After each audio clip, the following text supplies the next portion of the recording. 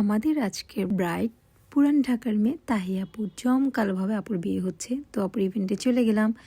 যাওয়ার পর আপুর প্যাকেজ ছিল রয়্যাল ব্রাইডাল, যেখানে আপু বলেছে আপু একদম ডিফারেন্ট কিছু করবেন, যেখানে পিকক থাকবে, মহল থাকবে, আপনার মনের মতো করে আপনি করে দেন, বাট ডিফারেন্ট হতে হবে।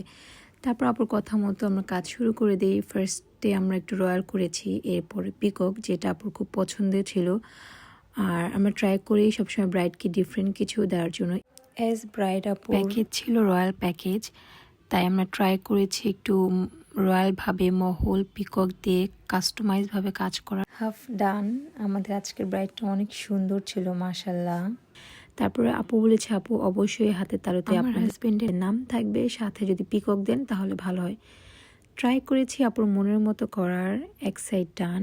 এই তো আমার আর্টিস্ট আমার মিলে 2 সাইড ডান হয়ে গেছে। এখন আমরা ব্রাইডকে নিয়ে যাব ছাদে। তারপর পিছু পিছু আমরাও চলে যাচ্ছি ছাদে, কারণ আপুর মেন ফাংশন ছাদে হবে। আর ছাদে আমার অন্য আর্টিস্টরাও ছিল যারা গেস্টদের মেহেদি দিচ্ছিল। আপুর অনেক গেস্ট ছিল, ভাইয়াদের পক্ষ থেকেও লোক এসেছিল। আর্টিস্টরা কাজ করছে। এই ফাঁকে আপু চলে গেল ফটোশুটে।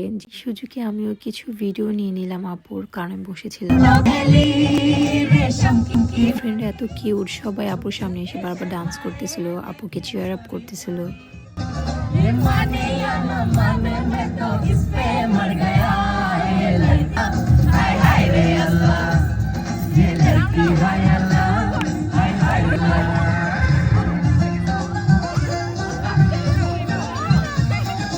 আপুদের ডান্স দেখে দেখে আমরা উপরের পার্ট দেওয়া শুরু করে দিয়েছিলাম। আর উপরের পার্টটাও একদম রয়্যাল ছিল, পিকক দিয়ে মহল দিয়ে একদম আপুর মনের মতো গর্জিয়াস করে করা হচ্ছিল। আর সাথে ট্রাই করেছি কাজের ফিনিশিংও যেন ভালো হয়, অ্যাজ প্রোগ্রামের মধ্যে অনেক হ্যাসেল হয়, অনেক কিছুই হয়।